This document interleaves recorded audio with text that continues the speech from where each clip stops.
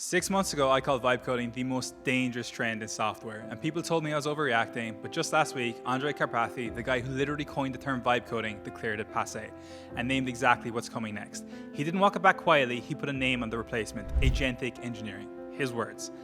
Today, I'm going to break down exactly what happened, why the backlash is justified, and give you the 3-level framework for using AI without destroying your codebase. And this isn't one guy changing his mind, the leading voices are shifting. Hackaday covered a research paper called How Vibe Coding is Killing Open Source. Red Hash published The Uncomfortable Truth About Vibe Coding, and Stack Overflow's 2025 developer survey had 49,000 respondents and found that 66% of developers say, almost right, but AI code is their #1 frustration. The trust in the accuracy has dropped from 40 to 29%. That's 11 points in a single year, and the hype cycle is cracking, and the people who built their entire workflow on vibe coding are about to find out what that cost. I prompted Claude 47 times yesterday. I'm no stranger to AI. I'm not anti-AI, I'm anti-reckless, and I've been inside the code bases where vibe coding is doing real damage. Let me show you. Let me tell you what I'm seeing in the field, because the data is one thing, the reality is worse. I work with companies, I get inside their code base, and over the last 6 months, a pattern has emerged that is devastating. And this is a true story. Now, a client would bring me in, they could be bootstrapped or Series A startup. One such had said to me that they move so fast with AI tools, but now things are breaking. I opened their code base, and the first thing I found was a PKC authentication flow. Now, that's the security handshake your app does when users log in. The LLM generated it, it looked right, it passed basic tests, but there was a subtle flaw in how it handled the code verifier.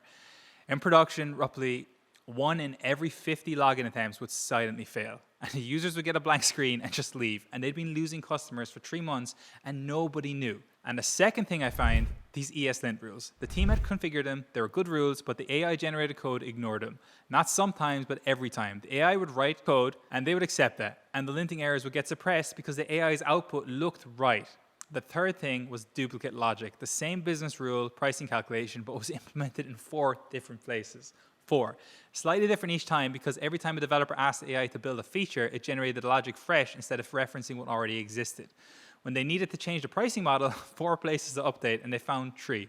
The 4th one silently charged customers the wrong amount for 2 weeks. Think about that. A broken offlow, ignored lint rules, duplicate business logic, charging the wrong prices. That's 3 problems, 1 code base, and 1 root cause. Nobody read the code. They generated it, they accepted it, they shipped it, and they moved on to the next prompt. Now, that's not a bug, but that's what happens when nobody understands the code they're shipping. These weren't juniors, these were experienced engineers, but the AI made them fast, and fast felt like productive. So nobody stopped to ask, do we understand what we're shipping? Now, let's talk about what happens when this spreads, because the broken offlow, that's a symptom. The disease is deeper. Tailwind's founder publicly attributed layoffs to AI's impact of their business.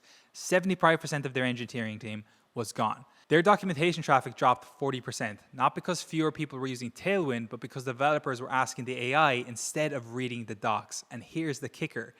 Documentation was also Tailwind's monetization surface. Fewer eyeballs on docs meant less revenue. The business model got hollowed out from underneath them, not by a competitor, but by the workflow shift itself.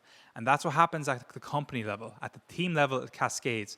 Code review becomes theater. Nobody's reading the AI output carefully, they're scanning it.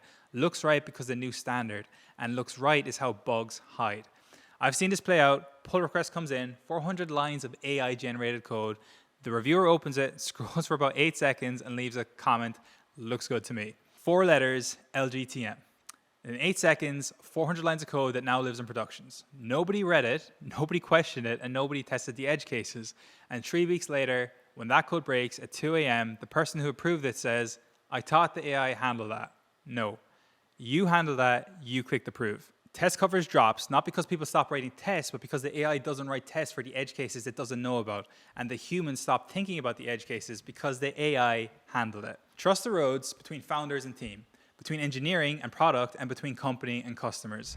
The speed was an illusion, the debt was real, and I'll say it again, the speed was an illusion. You felt fast, your sprint velocity looked great, your Jira board, or hopefully linear board, was green, but under the surface, every shortcut was compounding, and compound interest doesn't care about your dashboard. Again, in Stack Overflow's 2025 developer survey, only 29% of developers trust AI-generated code. That was down from 40%. That's engineers telling you the code AI writes is not trustworthy without human judgment. And if your team doesn't have that judgment, you're compounding technical debt at a 10x speed, and congratulations, you're not 10x productive, you're 10x in depth. So what's the answer? Is it stop using AI? No, because that's stupid. That's like saying stop using power tools because someone cut their finger. The answer is what Caparty named agentic engineering, and let me break down what that actually means. There are 3 levels. So level 1, the vibe coder. You prompt and pray, accept whatever the AI generates, and you don't read the output carefully. You don't understand the architecture, you don't write tests for edge cases, you ship fast, ship blind, and this is like a kid with a machine gun. Let that land. Because a veteran with a bayonet is dangerous because they know where to strike. They've seen the battlefield, they know what good looks like. They can spot when AI goes off the rails, but a kid with a machine gun, they'll spray in nearly every direction, they'll hit something, they just don't know what. And they won't know the difference between a hit and a disaster until it blows up. And that's level 1, which is extremely dangerous. Now level 2, the tool user. They use AI tactically. They generate boilerplate, they get unstuck on syntax, they use it for refactoring, but they still make all the architectural decisions. They still review every line, they still write the tests, they still own the system, and this is a carpenter with a power saw. More productive, still skilled. Most good engineers are here, and honestly, level 2 is fine. You'll ship, you'll be productive, you won't blow things up, but you're leaving performance on the table. Now, level 3, the agentic engineer. This is the new thing. This is what Karpathy is pointing at. This is where AI becomes a genuine collaborator, but only because the human brings genuine judgment. The agentic engineer doesn't prompt for code, they prompt for options. They define the architecture first, they set constraints, they write specs, then they let AI generate within those constraints, and then they verify everything against that spec. It's the difference between build me an auth system and implement PKCA auth using this exact flow, with these exact token lifetimes, with these exact error states, verified against these exact test cases. The first gives you vibe code. The second gives you engineered software. And this is a general with a battle plan and an army of specialists, because the AI is the army, but the general picks the battles, draws the lines, and knows when to retreat. And yes, you might vibe code a throwaway prototype, and that's fine. The problem is when your level 1 becomes your production default. When we build client systems, we write the architecture spec before a single AI prompt fires. We define the data model, the permission boundaries, the error states, then we let AI generate within those guardrails. The discipline we practice before AI existed is exactly what agentic engineering formalizes for the AI era. Same principles, new context. Agentic engineering isn't about writing less code, it's about understanding more. Here's what it looks like in practice, because I'm not going to preach without showing you how. There's 3 practices, 5 steps. If you memorize 3 and implement 5, you'll be golden. So practice 1, define before you generate. So step 1, architecture before AI. Before you let AI generate a single line of code, you need to know what you're building. So you got the data model, the permission model, the core user journeys, the system boundaries. You want to write all of these down. Now, I'm not talking about a 50-page architecture doc that takes a quarter. I'm talking about a 1-page, 1 diagram, 30 minutes of clarity that saves 30 days of work. It's a simple rule. If you can't explain the architecture in 5 minutes to another engineer, you don't understand it well enough to let AI code it for you. Then step 2 is evaluate your constraints, not prompts. Stop asking AI open-ended questions like build me a dashboard. This is vibe coding. What you want to do is ask questions like build a dashboard showing these 3 metrics, pulling from this API, refreshing every 30 seconds, handling loading and error states, matching this component library. Obviously inject extra context in there, but that is agentic engineering. The more constraints you give, the better the output, because constraints are judgment, and judgment is what makes the code work. Now practice 2 is where you own what you ship. This is where we move to step 3. Review like you wrote it. Every line AI generates, you want to review it as if you wrote it yourself, because you're shipping it. Your name is on it, your team is maintaining it. I watch an engineer accept 200 lines of AI-generated auth code within a 2-second glance. It's 3 weeks later, at 2 a.m., his phone buzzes. Production is down, auth is broken, and the users are locked out. It took 3 hours to diagnose code he never actually read. The I wrote it is not a root cause. You accepted it, you own it.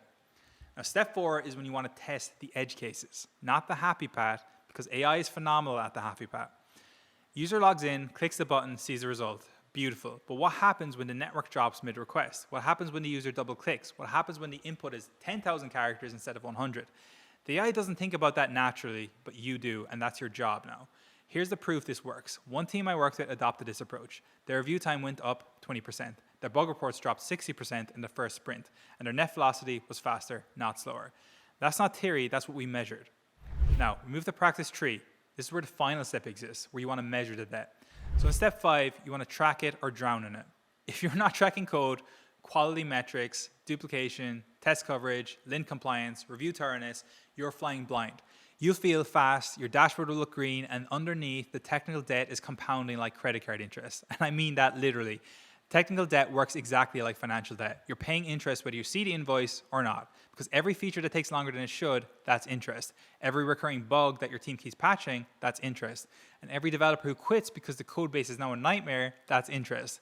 You didn't see a bill, but you paid it. And every single sprint, the teams that track it, they catch it at 5%, which is manageable. The teams that don't, they find out at 50%. By then, you're not iterating, you're rebuilding. Your velocity will go up because you stop spending 40% of your sprint debugging AI-generated code nobody understood. And that's not a productivity hack, that's removing waste. So you want to define before you generate, own what you ship, measure the debt. And discipline doesn't slow you down, chaos slows you down. And having discipline is the fastest path to building strong velocity. And here's what's happening right now. The best teams, the ones that were disciplined before AI, are becoming unstoppable because AI amplified what was already there. Good architecture, fast feedback loops, clear ownership, strong code review culture. And when you add AI to that foundation, you get devastating output. They were fast before and now they're unreachable. But the worst teams, the ones that were chaotic before AI, are in free fall. More code generated faster with less understanding means more debt, which compounds faster with less visibility. And they were slow before, but now they're slow and buried under code that nobody can maintain. Again, AI is a force multiplier. It multiplies what you already have. And the teams I'm working with who've adopted this approach are already shipping faster. It's not a prediction. It's what I'm seeing right now in client code bases. So here's the framework. Again, 3 levels. There's level 1, you've got the vibe coder, prompt and pray. This is where the damage happens. Level 2, the tool user. Exactly like we talked about. AI is a tactical tool, better, but still limited. And then level 3, where you want to be, an agentic engineer. You want to be doing spec first, identifying constraints first, using your judgment, and letting AI generate within guardrails. This is the future. And what's important is to figure out what level your team is at, and you want to be honest. If your team needs help getting to level 3, I've got a strategy session link in the description, because vibe coding is dead. Carpathy killed it, the data killed it, the production incidents killed it, and what comes next is agentic engineering. It's not less human involvement, it's actually more. It's more human judgment, but amplified by AI. AI makes disciplined people unstoppable. AI makes undisciplined people dangerous. You want to choose which one you want to be.